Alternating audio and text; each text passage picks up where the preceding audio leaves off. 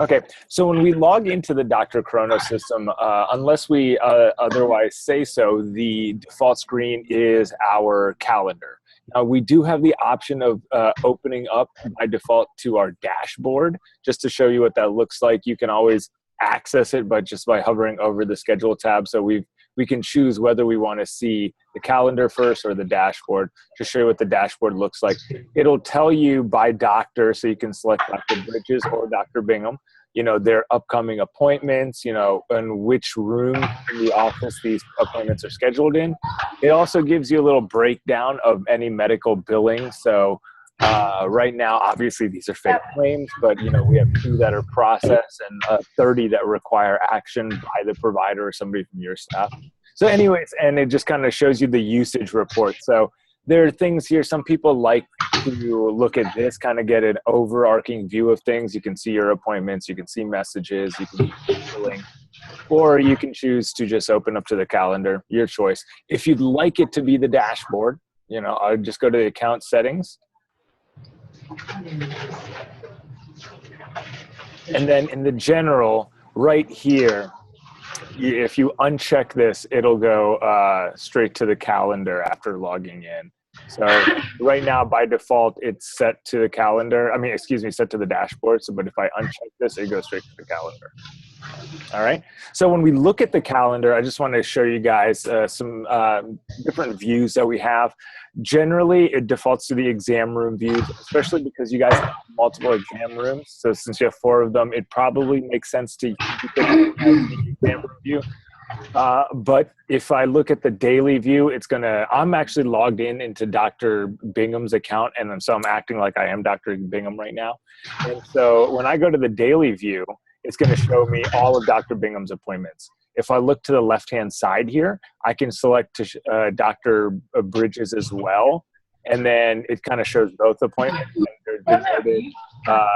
It's better to go to the doctor view like this, and then you can see which appointments are Dr. Bingham's, which are Dr. Bridges' appointments. And then, of course, we also have our weekly and monthly view. I'd say these are the lesser used ones. Most people actually just use the exam rooms just because of how things are scheduled in your office. And then, of course, right now we only have the one primary office here.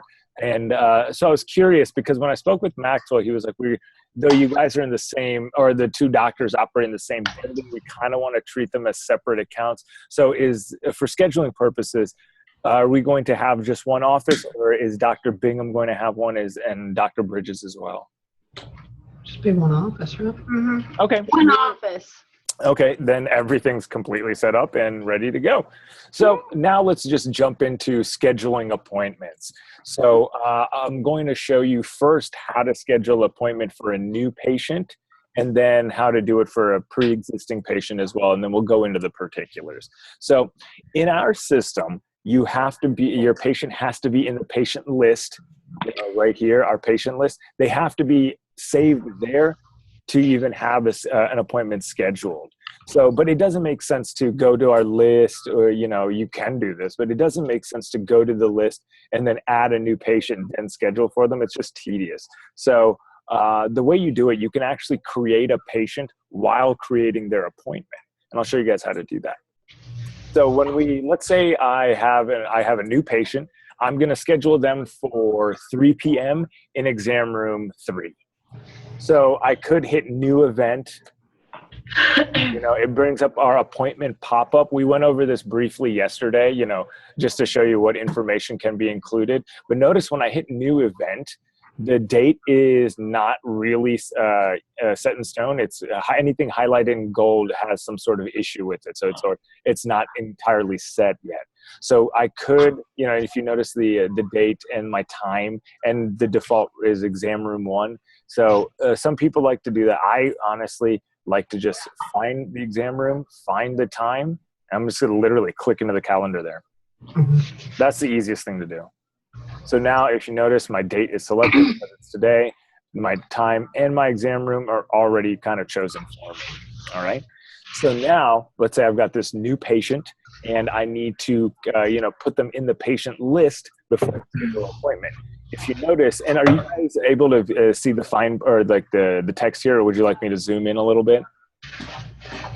I can zoom. Maybe a little. Okay. How about that? Thank you. Okay. So when we look at our appointment pop-up, we have some check boxes that let us designate the type of kind of action that we'd like to take. So I'm going to hit new patient. Excuse me. So when I do that, it pops up this iframe. So it's, it's within the window, and I can just put in all of the information for the patient right here and hit add. That adds them to the list. And truth be told, all you really need is a first and last name. You can put in this other stuff later or have them do it when they're checking in. So, if you're like on the phone and it's really quick and you don't want, it's kind of difficult to take all this information, you really just need first and last name.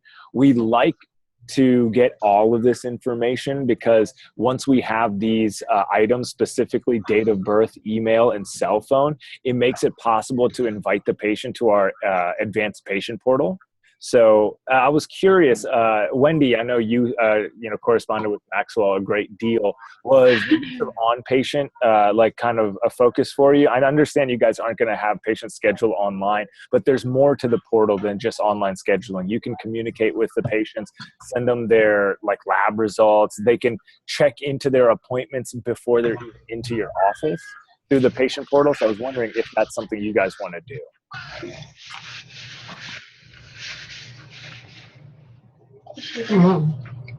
Do it. Hello, is Wendy? Sorry, I had you muted. Oh no, no problem. I was Did talking you hear the question? and I was like, Oh. why did they not hear me? Okay. So use of the patient portal or OnPatient, the advanced patient portal, was that something that you discussed with Maxwell, and is that something you guys would like to do or incorporate into the workflow?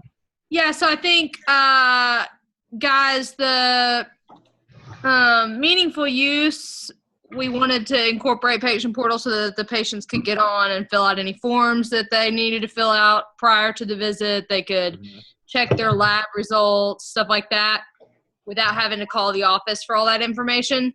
Absolutely. Right? So Yes. you guys wanted that. Yes. Yes. Yes. Okay, Yes. perfect. So I'm going to show you guys how to invite somebody to OnPatient. There are a couple of different ways to do it. It's really easy. We just have to make sure we get some necessary pieces of information. So Wendy, if you don't mind, I'm going to make you as a fake patient. Perfect.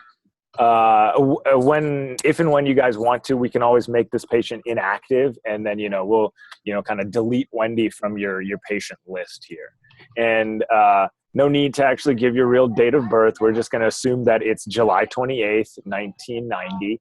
And because we need to remember the date of birth, because that's how we can actually, it's one of the pieces of information that they have to provide so they can get past like the registration piece.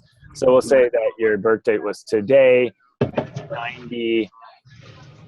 Wendy, could you give me your number again? I know it's an 865 number. Yeah, 466-1453. 1453. Okay, perfect. Now, when we're inviting somebody to OnPatient, we need cell phone, so which we have, and date of birth. Third piece that can possibly be used is social security number, but some people are apprehensive about providing that and using it, so that's why date of birth and cell phone number is totally fine. And of course, if the person doesn't have a cell phone number, this really needs to be an active phone number, essentially. So you can put a home number in there. And Wendy, I forgot your email. Is it Wendy or is the Thacker Pack? It does either one, Wendy.Thacker or, just do Wendy.Thacker. Okay. At Gmail. Okay. So, now I've got the necessary pieces here for the patient. I'm going to add Wendy to our system. Maybe I'll go back into the demographics and assign a gender. I did forget to do that, unfortunately. So if I needed to, like, oh my God, I forgot, I can hit this pencil icon and it takes me to her patient chart. We'll have a whole training dedicated to navigating all the pages here. I'm just a stickler for, I want to assign the gender. Yeah, it's the important tab.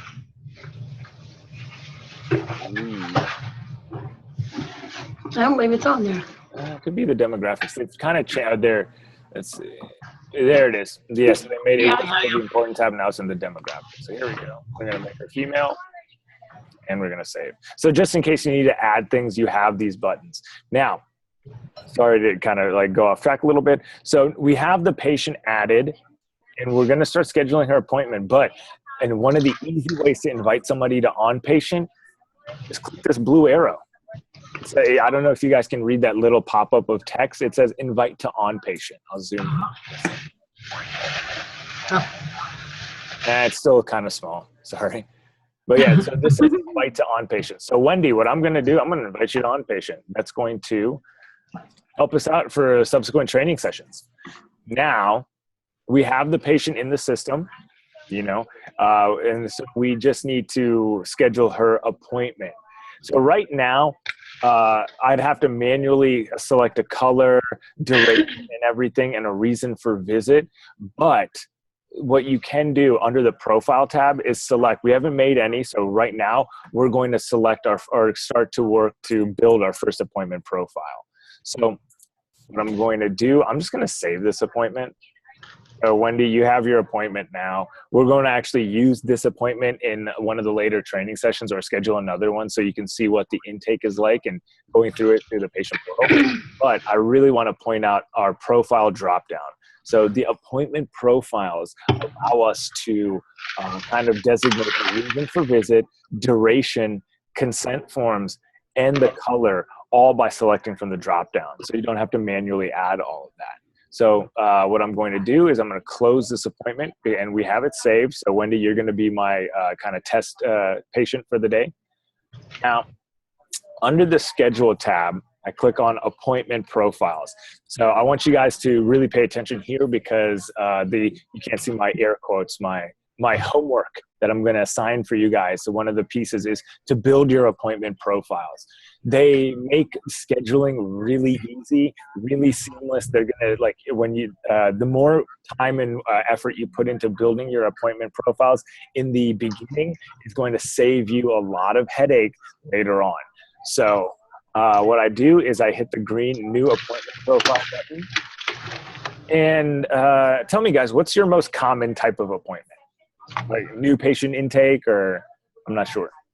New or established.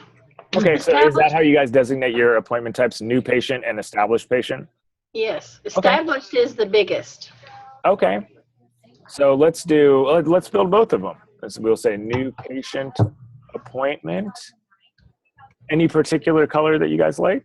Green. Green, okay. No change.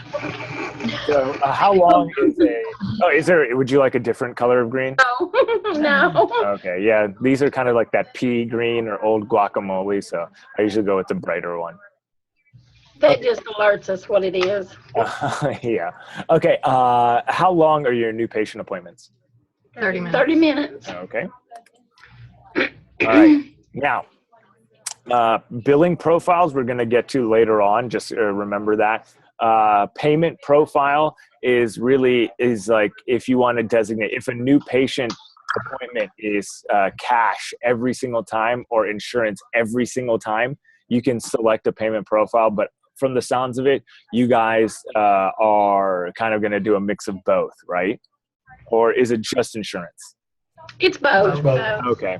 So, I mean, some people like to go a step further and do something like this, where they say new patient appointment cash, and they select cash like this, and then they make another one, new patient appointment insurance, and they select the insurance payment profile. I think it makes things easier for our billing team. So if you guys were okay with that, that would be my recommendation, to have like the designation between cash and insurance appointments, but that's really up to you. Okay. Okay, perfect. We are not going to enable online scheduling, obviously, because you guys aren't doing that. And then consent forms, I'll show you guys after we build the appointment profiles, how to attach the consent forms. Now, the one thing you notice I left blank was the reason for visit. I imagine that new patients are for a number of different reasons, correct? Like you can't just hammer it down unless, or does Dr. Bingham like to just say new patient for the reason for visit? Does he what? Does for the new patient appointment, with regards to the reason for visit, I imagine it's going to be different every single time. So, Oh, yes. Yeah. okay. So that we're going to leave blank because what we're going to do is fill it in when we're scheduling on a per case basis. Someone can come in for like, reason A, and then somebody else can come in for reason B, and then we can type that in as necessary. So what I'm going to do is I'm going to create that. I'm also going to create a new one, like we said. We'll call this new patient appointment insurance, and I should spell it properly. It's always when people are watching you type, you make all the. I'm going to select the insurance payment profile. I'm going to make it 30 minutes, and then maybe this other light green. So you guys know that new patient appointments are some sort of shade of green. Yes. Okay, we'll do that. All right, we'll create it. Why the difference from light green and dark green? I missed that. One's cash, And one's one's insurance. insurance. Okay. That's for the Okay. billing. For the nurse. All right. If he's doing something you don't think you need to do, Yeah, of course, Dr. Bingham, you're correct. Okay. If you guys don't like the distinction between the cash and insurance types of appointments, we can just have new patient appointment and have it, correspond to both cash and insurance appointments. Makes no difference. Yeah, that's fine. Okay. Yeah, if it helps your team, that's fine. Okay, perfect. Established patients, and we'll do cash. Select it. And your established patient appointments, how? Patient. We don't How have long any are those? general established 45 minutes. Sometimes. Is it? 45 minutes? They lost their insurance. 45 minutes. Yes. Okay. And what color do you guys like for this one? What is it now? It's purple. Purple, blue. Okay, purple. I heard purple. So we'll do maybe this dark purple for cash. All right. We don't want any black. And then we'll make one more. why are you guys giving a established patient about 45 minutes and a new patient 30 minutes? Mm-hmm. Wait, it is now. Established takes longer than new? Yeah. Yeah, because I got so much history that we have to get ready and put in. Okay, and then we'll do a light purple for the for insurance, and we'll select insurance. Make this 45 minutes. Okay, perfect.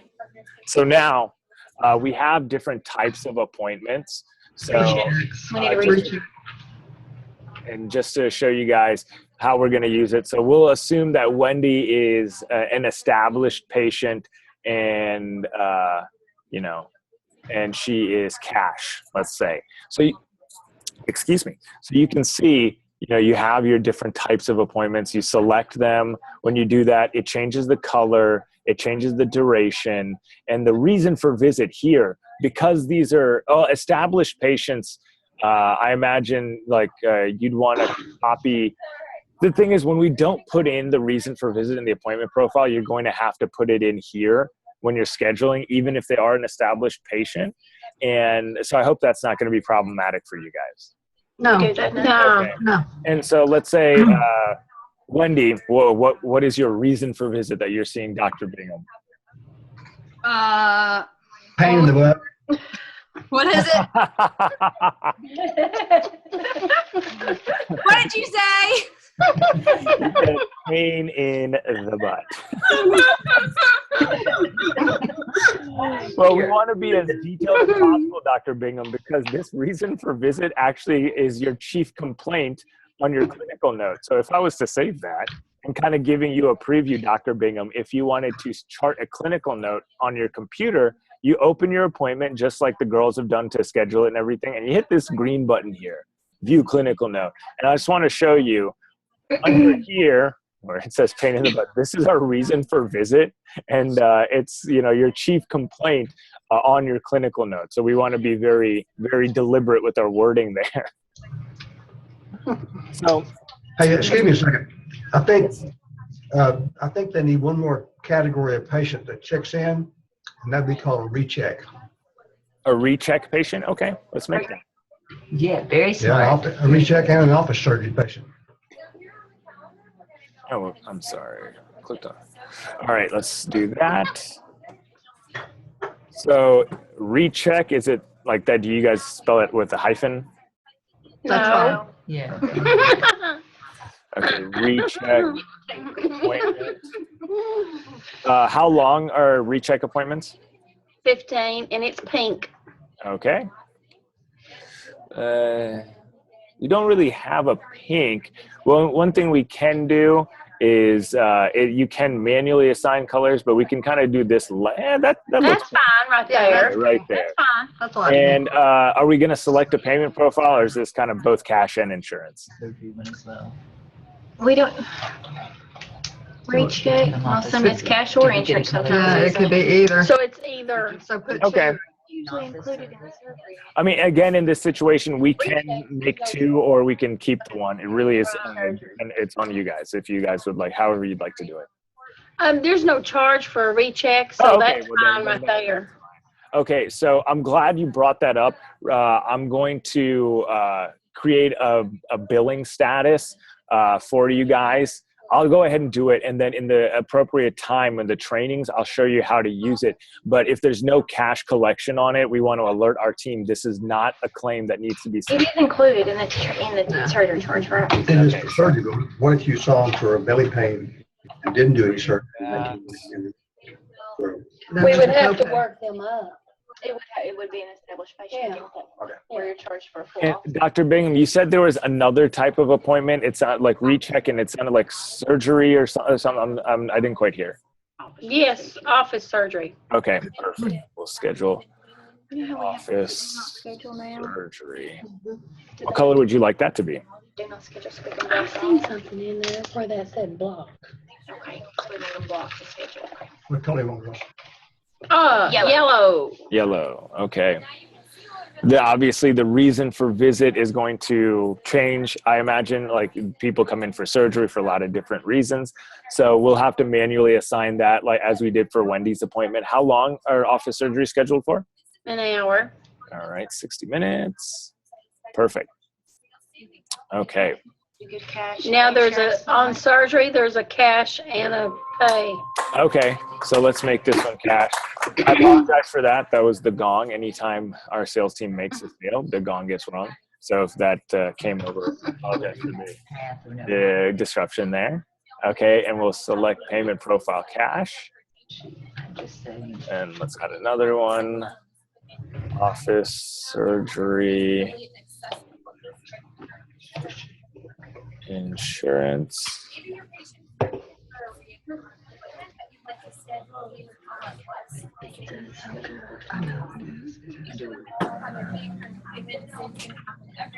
And which color would you like this to be? Perhaps orange?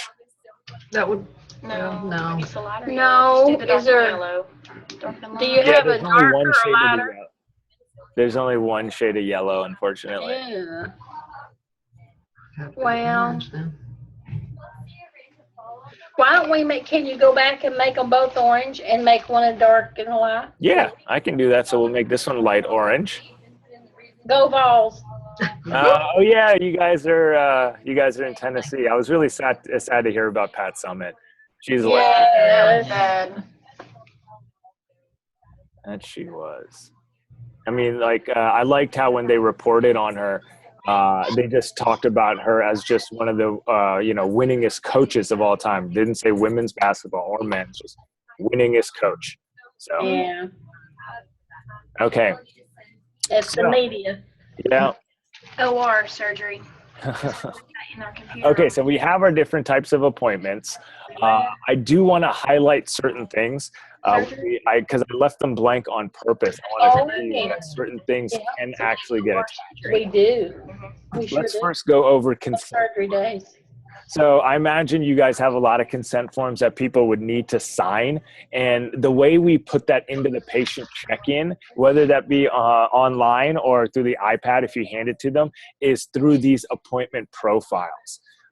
So basically what we want to do is when I check in consent forms, it allows me to access my list of consent forms to attach. Now, we only have one in there currently. It's our stock HIPAA data use agreement. So what you need to do before we attach them to these consent forms to the other appointments, we have to put them in the system to begin with.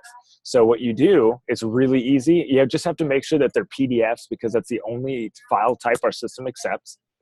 And I go under the patient tab and I click on consent forms. So notice I just have my list here. So all you have to do is give it a title, and then you can choose the file from your computer's hard drive to upload. And then you have two check boxes. One is, is it like signature on it requisite? Most of the time we're going to select that because, consent forms need to be signed. That's why we, upload them. But then we also have the option of always assigning consent forms on certain, or all new appointments. Certain specialties and certain doctors' offices like to have people sign consents literally every single time they come in. Most of them don't. So generally, you only check this one right here. They're required to agree.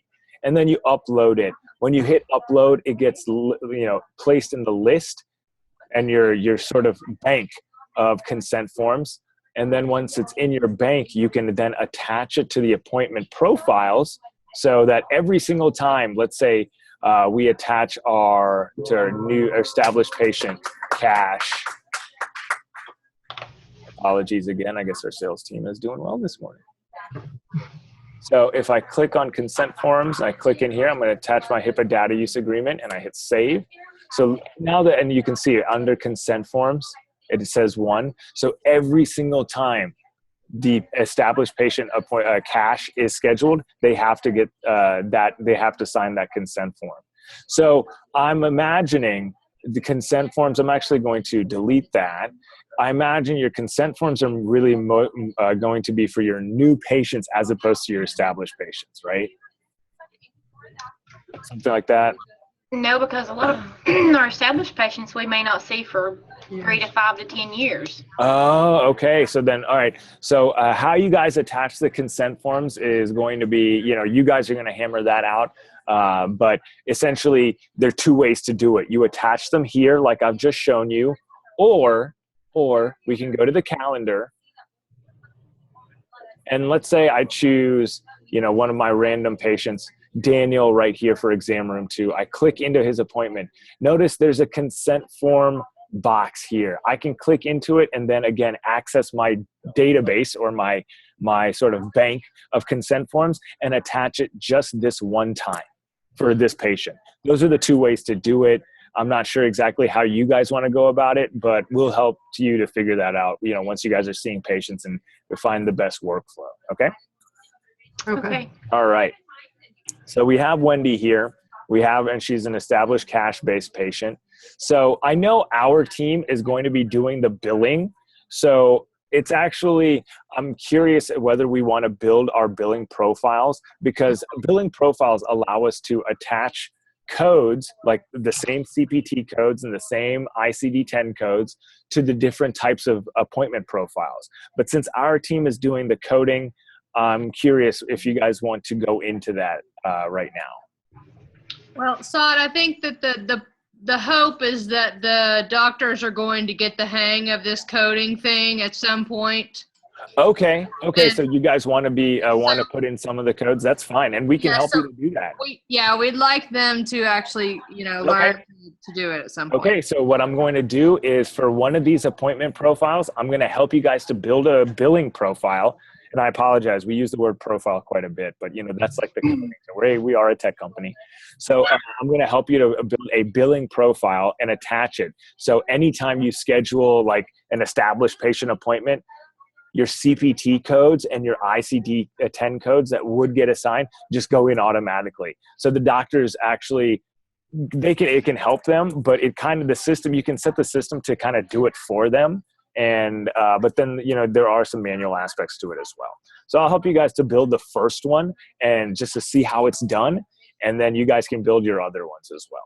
Okay. So under my schedule tab, I'm going to click on billing profiles. And let's say let's build one for maybe our new patient appointments, our new patient. So obviously the ICD-10 codes are going to vary. You know, the reason for visit varies. So the ICD-10 codes the diagnosis codes are going to be different as well. So when that happens, Wendy, you said that the doctors want to get used to coding on their own. They're going to have to attach these codes if they want to do it manually, if our team doesn't. So that there is something that is something they would have to do. However, we can attach CPT codes every single time. So like, I don't know could you guys tell me which CPT codes you currently attach to your new patient appointments? Oh gosh, it's just random. It depends on like Yeah. if you're for a screening colonoscopy or a recall mammogram. It could be different. It could be Okay, so all right, so instead of doing a new patient billing profile, because that probably isn't going to make sense, how about we do a colonoscopy? I heard you guys say that, so we'll say colonoscopy. We'll make a colonoscopy billing profile. So could you guys give me the codes that you put in for one of those appointments? 45380.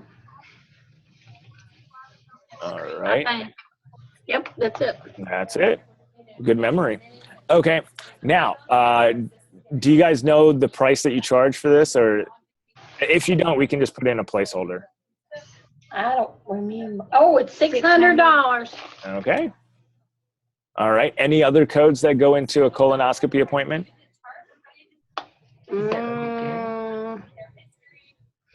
Well, there is, but I don't have my list in front of me. Oh, that's fine. That's fine. We can just use this one. And, Okay. you know what? Just for the sake of illustration, how about we say 99203 or outpatient visit? Well, let me ask you, can you not look it up from right there? Well, you can here. I can say, you know, office visit. What about rectal bleeding? Yeah. So I'm glad you brought that up. At any point when you're searching for codes, you can search by keyword or numeric designation. So maybe it's not coming in. Maybe that's an ICD-10 code. We'll call it rectal. Oh, sorry. Yeah, that was a diagnosis code. That was a 10. Okay, so there are a couple here. Do you guys know which one that you use? No, not on Crohn's. I don't. Or UC. Okay. Make that bigger. Yeah, I can zoom in here.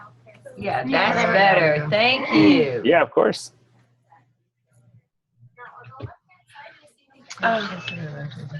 What about that one right there? The 51.911. The very bottom one. There you go. Well, we don't see a lot of Crohn's ulcerative colitis. We see guys come in with some rectal bleeding, and we don't know the cause. That's why they're here. So we look at rectal bleeding just with no known cause, unspecified or etiology undetermined. Okay. So I guess, what we can do is we'll put this one in just for illustration's sake, but, you know, we can have our team take a look at it, obviously, because we're doing the coding. So if you put in the K51.911 and it doesn't apply, they would actually change it. They're like, oh, no, you should use this one instead. Oh, okay. That's good. Yeah, so we do have that level of oversight. Okay. And will it update in the system at that time so it shows up next time we need to use it?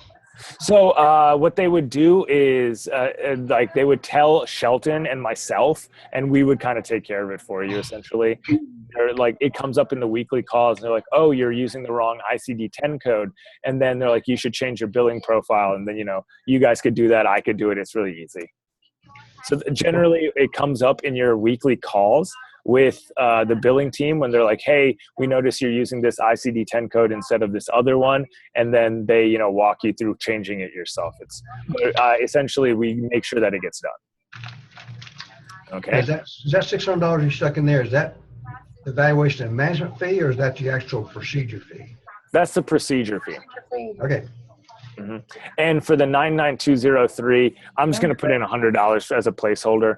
We can remove it. I just want to show you for illustration. So we're going to create a billing profile. So notice, you know, we have 3 codes, and you can always put in the codes one at a time. So I'm going to go back to my appointment or my calendar. Wendy, your Your reason for visit just got changed from pain in the butt to colonoscopy. Yes. Colonoscopy. Oh, There we go. colonoscopy. Yeah. Sometimes I just have to kind of, enunciate, and kind of like the alliteration of it kind of helps me. Okay. So, or the pronunciation, not alliteration. My apologies. So we have colonoscopy. I'm going to save that. Now I'm going to go to my, so because we didn't attach it to any of the appointment profiles, you have to manually select this billing profile. So I click on the billing tab. And then what I do is in my billing profile, and usually it'll come in right here, but because I'm zoomed in, my drop down is up here. So I click on colonoscopy, and then notice my codes already get attached automatically. Now, Dr. Bingham, this isn't the place that you're going to put in the codes. When the doctors are doing it, we have a place to put in the codes when you're actually charting the clinical notes, so it's much more seamless. But essentially, those two pieces kind of communicate. So these codes are already listed there as well. So Well, let me ask you a question. I mean, it's a dumb question, but are the no such codes thing. updated? Excuse me? As far as the ICD-10, are they? Yes. So yeah, we make sure that our coding database is up to date with anything released with regards to codes. So we get everything from the SNOMED database, and so yeah, our ICD-10, CPT, all the codes are up to date. Okay. Okay. Alrighty. So now that we're on the billing tab, there actually is something I would like to go over in the appointment tab before we move on here. But I just wanted to show you that it is possible to attach certain codes using the billing profile in a bulk manner. So what you'll want to do is create a lot of billing profiles, like the ones to kind of accommodate all your different types of appointments. So you can simply just select from this drop down and have all the necessary codes with the prices and modifiers as well, just kind of automatically placed in there. Okay. All right. So now, before we go into like the billing and the other tabs that we have up here, I would like to go over reminders. Now, our system is set to, like send out emails, automated phone calls, and text messages to remind patients of their upcoming appointments. And that can be done. You select them right here. If you notice, I'll zoom in for you here. View active reminders is checked in by default. So that gives us this drop down. If I uncheck this, then my reminder profile drop down goes away. So this is going to be checked in by default. And it gives me this drop down where I can select the different types of reminders. Now, let me ask you guys, currently, how do you guys, does your current system or your previous system, does it automatically send out these calls and emails and text messages, or do you guys manually do that right now? Manually. We make the phone calls. Okay, well, that's one more thing that you guys don't have to do now that you have our system, and I'm going to help you guys set that up. So what we do, so under the schedule tab, I click on reminder profiles. And I know we're going over a lot of information right now, but Wendy and Kathy, I have your email addresses. I'm going to send you and Dr. Bingham a link to download this video later today. You're going to, just in case you guys want to watch it again, I know we're going over quite a bit. Now, so we're making our reminder profiles. So tell me, do you guys have different types? Do you guys call certain patients more than others, or is it just kind of uniform? It's uniform. Perfect. So what we can do is in our drop down, see we have two that are just default. Our standard reminders and those for chronically late patients. So what I like to do yeah, I mean, it happens. Not everyone is punctual. So I'll click on standard reminders, and I'll zoom in here for you. Alrighty. So our standard reminder in the system right now is 4 emails, 1 phone call, and 1 text message. What I'm going to do is delete all of these and ask you guys, how do you guys want to, send out reminders to your patients? Now, keep in mind, phone calls and text messages, there's those monthly sort of allowed limits we spoke of yesterday. And we did increase all of your limits for you guys, not just the faxes, but I asked Maxwell to also give you guys more phone calls and text messages. So when you go to our usage tab, yesterday this was 2,000, this was 300, and this is 300 as well. So now you have 4,000. Let's make it bigger. That's per dollar. Oh, I'm sorry.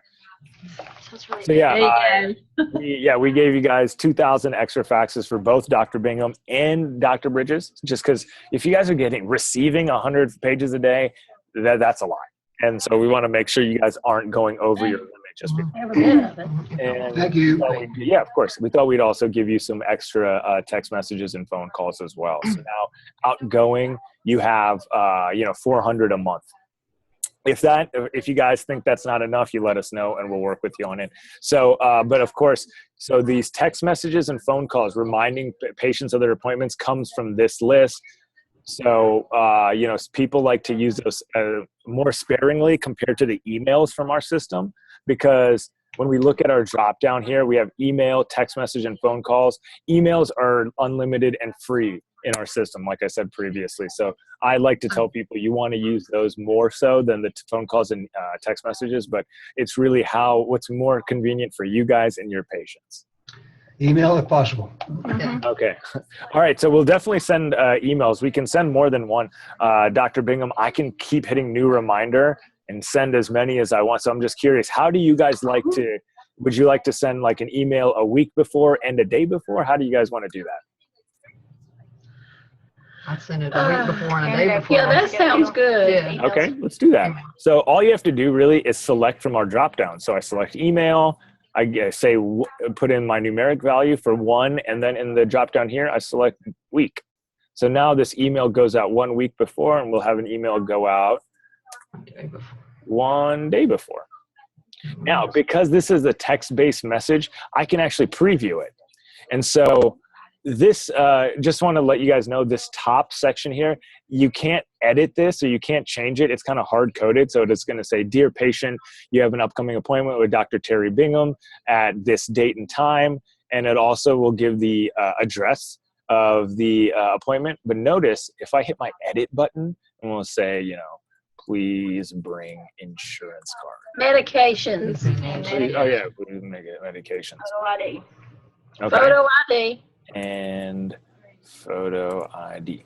Insurance cards. Okay. Well, let's use some commas and be grammatically correct. Photo ID, insurance. I should also spell it. And medicines. All right. Medications, photo ID, and insurance.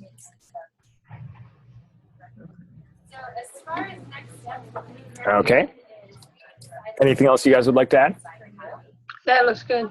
Okay. So now when I hit the preview button, notice your custom text kind of comes in as a PS or an addendum. So you can add to it. And I'll do the same for this one as well. Okay. Now, would you guys also like to send text messages and phone calls? Bulk send. Do Does what? it have to be an Would you also like to send some text messages to cell phones and automated phone calls? What we'd like to do is if the patient has an email address, use that. If not, then we'll go to. Well, the thing is, Dr. Bingham, if you set it up where they have emails and text messages and phone calls, even if they don't have an email address, the phone calls and the text message would go to their cell phone if they have one. So it basically will send out all of these if you have. So let's say they have an email address, a cell phone, and so they would get a phone call, a text message, and both emails. But let's say they just had a cell phone and no email address. So they would get the text message and the automated phone call, but no emails. So it really is just, hopefully you can send them everything, but depending on what kind of setup they have with their email or not, or, their devices, maybe they don't have an email or a cell phone. Well, then the automated phone call would go to their home phone. It just, the system kind of makes sure that it gets out as many correspondences as possible based on like what the patient has in their demographics. So the system distinguishes what the patient has. We don't have to go in and like Manually do mark it. each one as far as if they just have a home number or. No. Basically, the system will distinguish, and the patient will fill in those fields during the intake process. So, if they happen to miss it, then yes, you would have to manually assign it. But generally, they would fill that out as it's an easy part of the intake, and so they kind of do it for you. Be individually done, each one, or can they be? What if the patient doesn't want phone calls? Is there somehow to flag that patient? Will it? Yeah, there is a way to do that in the system, and then what we can do. I'm glad you brought that up. You know what? Let's go over that right now. So I'm going to save this right here. Actually, real quick, let's finish this. Do you guys want emails? Text messages and phone calls as well? What do you say? Do we want Text messages and phone calls as well Ask about for our the text patient reminder message. calls. Yeah. Okay. If they don't have computer, can It be just- text message to Did the it- patient. If So they you're don't, saying it's going to send an email and send a text and Yeah. make a phone call? Yes. If. Mhm. Well, we have a lot of I don't patients. think he's that- saying yes. He's I saying think that probably if they have an email, then and there's a way for them to verify that they received the email, then that would be the way to do it. Now, if they don't have an email on file, then we can Okay. resort to text and call. But if they have an email, Okay. why not use the free option? Of course. All right. So I'll save that. And so now we go to, let's close this. Facade, they will be clicking on something that says like, Yeah. So right here, let's say we're going to use Wendy. Make it bigger. And oh yeah, I can zoom in for you there. thank you. Of course. And I select from my drop down here, I select standard reminder. So it's in gold because the time, it says time is already passed because the appointment is today. So, oh, whoops. Let's say we move it till tomorrow. Actually, no, let's move it to sometime in August, like August 10th. And we'll make it at 3 p.m. Okay. So now those will appear in black because those can get sent out. And then if you notice right here at the bottom, so has it been sent yet? Reminder delivered. If this says yes, you know it's been sent. And when it says verified, you know they've looked at it. If it says yes, they've opened that email. Oh, that's They're nice. I like that. Mhm. Yeah. So let's say it says no. You're like, okay, they haven't looked at their email. I think we should send them a phone call. You can manually add it right here, just like we did in the other one. We're like, I want them to get a phone call. And let's say a phone call, Give us a list of let's those. see, 60 minutes or maybe 1 hour. And you can then save that. Hmm. And so, yeah, if for somebody who doesn't have email or who doesn't, if they're not looking at the email, then you can add text messages or phone calls right here within the specific appointment. And see what they got, each one hey, of them. Sod, Yes. when they're checking to see if these have been sent out or whatever, is there a place where they can see that without being in the individual appointment? No, 'cause Yeah. they may have, 25 appointments in a day. That would be a lot of clicking through to see if they had. Yeah, yes, you can. So what you can A do, confirmed appointment. yeah, no, so what you can do is under the reports tab, if you click on reminder report, Right there. There yeah, we are. and then you can select a date. So it'll just, a date range. Make You it can- bigger. Oh yeah. So my apologies. I have a big old monitor here. So you can search by a date range or a specific patient. So we're like, let's say just today, and we can update the filters. Then you can just see for the appointments today, or no, it's sent today. Then you can see which patient and the status of it. Has the message been sent and so forth? So you would be able to kind of look at that in a sort of general view instead of clicking on the appointments themselves. So that's an easier way to do it. And I recall there was a question of what if the patient doesn't want phone calls? And so with that one, you would have to flag them for not wanting phone calls. And so that kind of will jump into like something I wanted to cover. So we have a flag section right here. And do you guys have a little bit more time? Because there are some topics. I actually don't have a session after this. There are some topics I'd like to cover. I know we're almost out of time, but I'm willing to continue just to make sure we cover everything. How much longer? It should take about 10, 15 minutes. Go ahead. Can I ask Okay. one question, please? Yeah, of course. For those patients that do not keep appointment, we usually send that patient a note and their referring physician that they did not keep appointment. Can that be in there as well? Well, and what we generally do for that is we send an email in our system just to say that you've missed your appointment, and you do that under the patients tab, and you go to send email. And then, you just add like the recipients here. And that's how a lot of people end up doing it. It can actually be tied to their reminders, unfortunately. So it's kind of like you do it elsewhere in the system. But yeah, you can just send a message to the patient and their referring doctor and say, hey, you missed your appointment. And the referring doctor? Yeah. So the workaround we have for that is to add them to you have to create the doctor as a patient. And I understand that's not ideal, but these emails are meant to, it just says email patients when it should say recipients, and we should be able to add your referring doctors. But what you would have to do is just create them as a patient, unfortunately, and then it would be a way of including them on the message. So it's a workaround. It's not 100% ideal, but that's how it's done in our system. Okay. Yeah, I apologize for any conveniences there. All right, so Saad, while we're on this, I just have a Oh, I'm question. sorry. Yes, one second. Let me go back. So you were saying that if a patient didn't want to be, not on this, on Yeah. They didn't want phone calls. You were saying if they didn't want phone calls, here's my question. I've been to a lot of appointments where they have an intake form and you check on there how you want to be contacted. So you check like, I want to be emailed, I do not want to be called. So if you use an electronic intake form, would that not make some sort of a note on that patient's chart that they selected to be texted and not called? So we can incorporate that, and I imagine that's part of the intake form you're going to give us to be created. So it can be done, but it doesn't automatically translate over to the different reminders. We're going to have to manually make sure that the patient doesn't get the text messages or doesn't get the phone calls.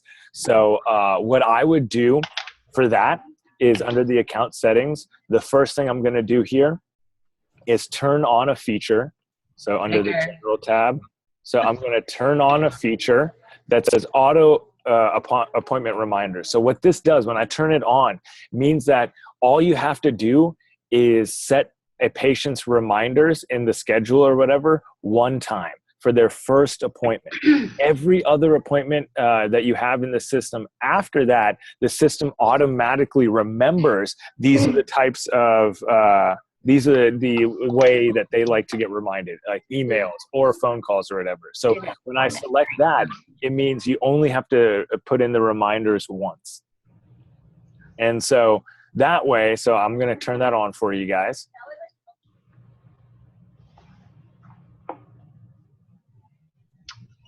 Wow. Okay, one second. Now, is it my understanding all these are recorded so we can watch this again? Yes, that's correct. So like I said, I know a lot's coming at you right now. So you'll be able to watch this and kind of get updated. So I will send everyone, or I'll send Wendy, Kathy, and Dr. Bingham a link to download the video. And, Wendy, you and Kathy and Dr. Bingham, you guys can forward it to whoever else needs to be, who's on the call today. You guys can download the video and watch it. But let's say, so right now we'll deal with Amanda Jones. And let's say you find out,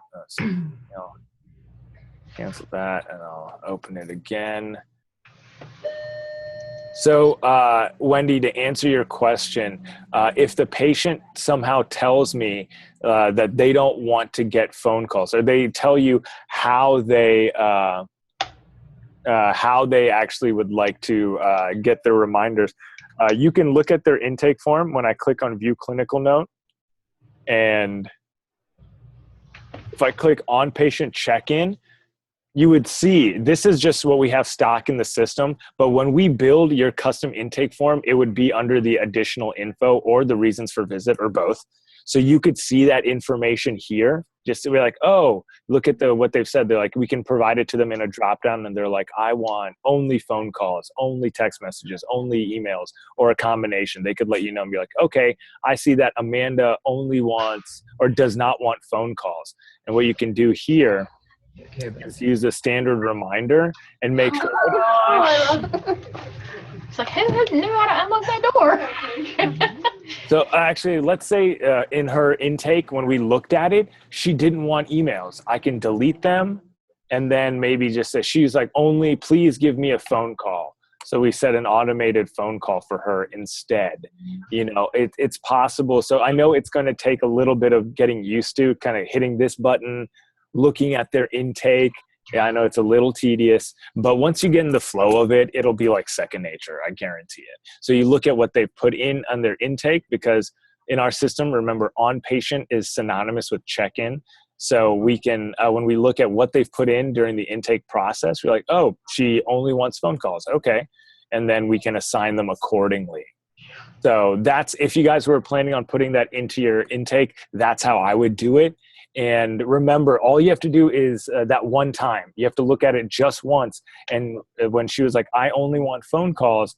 And so you set a phone call for like, you know, 1 day before perhaps. And I'll change the date on this so it actually works for us. And I'll set it to Sunday the 31st, even though you're probably not open. Here. Now, when I save this, because of the setting that I activated, every single time you schedule an appointment for Amanda Jones, she's going to get her phone call 1 day before, and you don't have to you don't have to look at it. The system will automatically remember it. All right. So let's look at another appointment. So now I just want to, now that we've gone over reminders and billing profiles and whatnot, I just want to go over, whoops, I keep scrolling over those times. So just a warning there. When you click on this, if you have like a trackpad on your mouse or your keyboard and you're using a laptop, if you're to scroll accidentally, it changes stuff. So be careful about that. Really quickly, I want to go over the remaining tabs that we have here. Okay, the billing tab. This is one place where, you know, we can add codes for the appointment here. We have a billing profile dropdown. So, you know, we went over what those billing profiles are. And so you can add codes one at a time here or use our billing profiles. We also have access to what we call a pick list. So that's like a favorites list. So when you guys send us the fee, actually, Wendy, have you guys sent us a fee schedule? We brought that up yesterday. I don't think we've gotten that. No, not yet. Okay, so basically we can put in your fee schedule as your pick list because it's like the codes you use commonly. And so basically we can help you to build a favorites list of your most commonly used codes, and you can just select from there. Kind of like all you have to do is click into a checkbox and you can kind of attach them all at once. Okay. Another thing that we can do here in the billing tab is set our billing status. Now, you guys, whenever you're done with a clinical note and you're done with an appointment and the note is signed and locked, you're going to... Bigger. Oh, sorry. Bigger.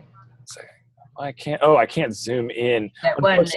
Yeah, unfortunately. Not that the list. Yeah, unfortunately for the way it's coded, I can't make this bigger. But when you guys get into the system and take a look, you'll be able to see you're going to select ready to code, because, you know, that tells our team that, hey, we have to code this appointment. Now, if for some, like, you know, maybe you guys are getting used to putting in the billing and you put in your code yourself, you can also hit ready to bill if you're going to do your own coding. But for the time being, I want you to hit ready to code. So billing statuses are something you assign here in the billing tab. You can also input your patient payments here. And when you do that, let's say, you know, if they were to put in like a $10 copay and we did it via, you know, credit card, and I save it. So let's say we're accounting for a copay here. When they've paid, you can generate a receipt by clicking on the receipt button. And, you know, it's just going to be a very basic document. I'll zoom in a little bit here. Telling you it's just like, you know, office information, making it a receipt, amount paid, and all the info. we can also, I'm going to close this, generate a super bill right here. That would be right. Use a super bill. And so let me make this bigger for you. We don't Now- use Yeah. well, Yeah, so a lot of people, a lot of offices, when people pay, they generate a super bill instead because it has line items. So let's really quickly just put in a code because you paid, we'll put 99201, and we'll say it's $10. So this was $10. He's paid $10. So now when we generate our receipt, actually, no, wait a second. Not our receipt, our super bill. Yeah, let's see that. Okay. Make that bigger because that shows So total it's- patient paid, insurance paid, patient balance due. Mm-hmm. So now because he's paid cash and these are the charges, his balance is 0 because he's paid that. That's I know what awesome. you know. I can, Mhm. yeah, that'd be great. And of course, when you put in your diagnoses codes and your CPT codes, they get listed here in sort of line items. So you can see 99201, we charge $10. Here's the fee. He's paid $10 and it's 0. So people actually like to use a super bill way more than the receipt, but you have the option of both. Okay. One thing I do want to show you, I'm actually going to close this out and go to Wendy's appointment. Yeah. So what date was Wendy's appointment? Let's find out. Wendy Thacker, there she is. Good. I can use either one of those. All right. And don't worry, I'm going to give you guys a training session on all of these pages and, in the next coming days. Oh, August 10th is when I scheduled her. So we'll do edit appointment. So we can create a cheat sheet of the codes we use. Let's just go back to the calendar. That would be awesome. Okay, there's Wendy's appointment. I'm going to click into it. I'm going to make it bigger here for you. Now, billing. So I just want to show you this. So, we have a super bill button. Notice we have a little drop down arrow that we didn't with Daniel because I've invited Wendy to OnPatient. You can send them a super bill directly to their patient portal. Oh. Well, I have a question while you're in her Yes. her appointment screen. Uh-huh. Is there like an encounter form that shows all the patient's detailed information that we send that to surgery when we schedule surgery? So, yeah, you Insurance and don't, everything on. yeah, you don't generate that here in the calendar. You can generate that. We use referrals in our system for like those encounter forms where you can send somebody like a surgery center or another doctor, all of their clinical notes, all of their insurance information, demographics and everything. It's just done elsewhere in the system. Oh, okay. Yeah. is there a place there Mhm. that where you can go and look at the end of the day, everybody that paid a copay without pulling each individual patient?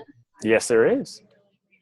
What you want to do is under the billing tab, if I go to my day sheet, There you go. and so here you can see your totals for the day, credits, adjustments, and your charges. You can see charges. Oh, Daniel paid $10 today. Tells the name and everything.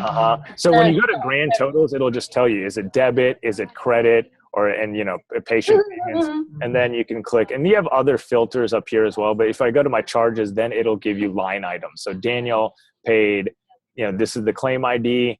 Here's the $10 that he paid, and it's for this CPT code. Okay, let's go back to the schedule. If we're going to use that. All right, go back to Wendy's appointment. We'll review this again and again if we need to. On the billing part, Mm-hmm. like when we see a patient here in the office and we put the codes in, how long do we have to put the codes in? Like, do we have, like, if we're really busy and can't get them in that day, can we put them in the next day and then send them to the billing? Oh, yeah, of course. You guys could, hypothetically, you could wait a month. And then basically our team will only work on it once the appropriate billing status is set. So if you just leave it blank, you could wait like a year. Right, but you guys have to always also remember that we're paying for them to code everything. So Right, we want them to learn, y'all to learn how to code. But in these first couple of months, you don't have to get everything right. Worry You about that. Okay. set it ready to Exactly. code and send it off. Exactly. But yeah, to answer your question, let's say you weren't coding and or we weren't going to do the coding and you guys are going to do all the coding. You could wait however long you want as long as you set the billing status to ready to bill. Once you were done, hypothetically, you could wait as long as you wanted. Obviously, we don't advise that. We want you to get paid as quickly as possible, but it's really up to you guys. Okay, so other tabs that I wanted to go over are Vitals tab. Now, this is if the front office is taking the vitals for the appointment. Now, if the providers, if Dr. Bingham or Dr. Bridges are taking the vitals, they would do it in a different place. It's actually more attached to the clinical note. But if you want to take vitals, you can do that here. Okay. And then, of course, it shows you historical data for vitals in the past 5 appointments. The revisions tab. Now, this is going to show you a list of all of the different save points for the clinical note. So let's say you guys lost power or, your Wi-Fi crashed when Dr. Bingham, was charting his note. Basically, he could come to the revisions tab and then just kind of pick up from where he last saved.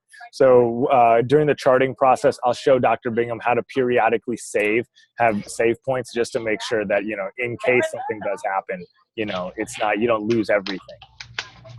Okay. The eligibility tab. So this is a feature we don't have activated for your account yet. We are working on it. We have the necessary information. I believe I'd have to follow up with my colleague. I'm pretty sure that we have everything we needed and it got started. This anyways takes 5 to 8 business days to get up and running. So, but this is where we check eligibility. You basically just select the type of appointment. So let's say it was, maybe like a cardiac appointment, and you check against their primary insurance or their secondary insurance, and it would tell you, what their copay was and everything. Once this feature is live, I'll show you guys how to use it. But right now it's just not activated. We're working on that. The flags. Flags in our system, we like to think of them as electronic sticky notes. So if I go to my appointment, notice this little piece of info that says missing your patient address. That's a flag. Now that's one that's automatically generated by our system. So if I go to flags here and I click on manage patient flags, or if I close this and then in the system go under the patients tab and click on patient flags, you guys can make some custom ones. So maybe I was thinking about using flags like a patient doesn't want phone calls or, something like that. So when I click on flag, I can just say, what was something that you guys want? I heard you guys are suggesting something for a flag. Recalls. Okay. Like recall patient? Mm-hmm.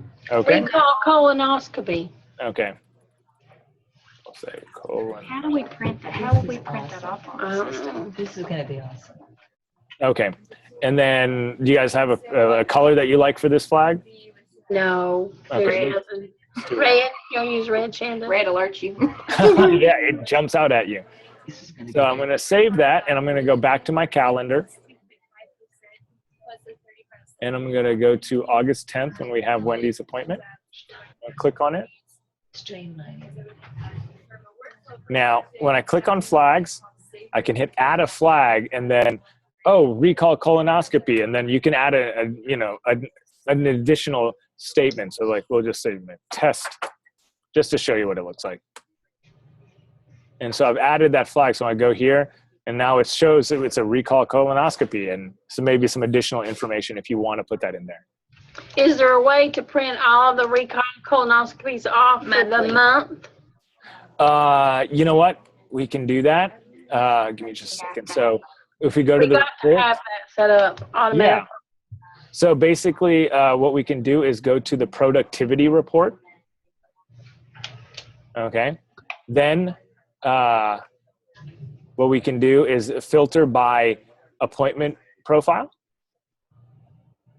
and hit update filters.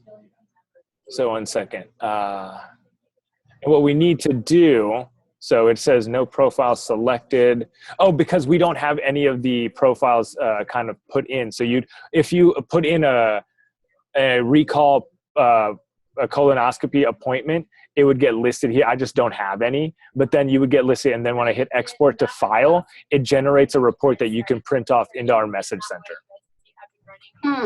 So this is the kind of thing that I was talking to you about with Matthew last week about they have a list of people that they have to recall, 6 months, 1 year, 6 years, 10 years. Okay. Okay, and that we makes wanted that to be exported. So that's more what they're talking about. Okay, yeah. So when you select that appointment profile, when you select it and it generates a list, if you hit export to file, it generates an Excel spreadsheet or a .csv file, really, but it's like an Excel spreadsheet that you can print out. All right. Back to the calendar. Alrighty. And then let's go over the last 2 tabs and we'll be done for the day. So custom data. So basically custom data, if you need to add a field, it takes you to our appointment fields. Like these are where we can build custom ones. So essentially, if you guys ask for some information that's outside of our standard vitals, custom data does that. So you can create some custom fields to accommodate something that's outside of our just stock vitals. Our communication log, this is if you guys want to log phone calls or any sort of types of correspondences with the patient. So if they call and they have a question about their colonoscopy and you want to document that, you can put that information here. Just give it a title, a cash charge if you guys have billable hours for any sort of phone conversations, a duration, and then the details of it. And you can log a call based on this appointment here.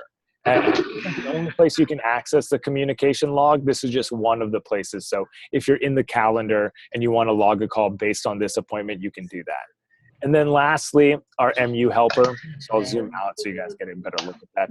So I myself, I'm not a meaningful use specialist. So if you guys have MU questions, I'm happy to put you in touch with somebody who is.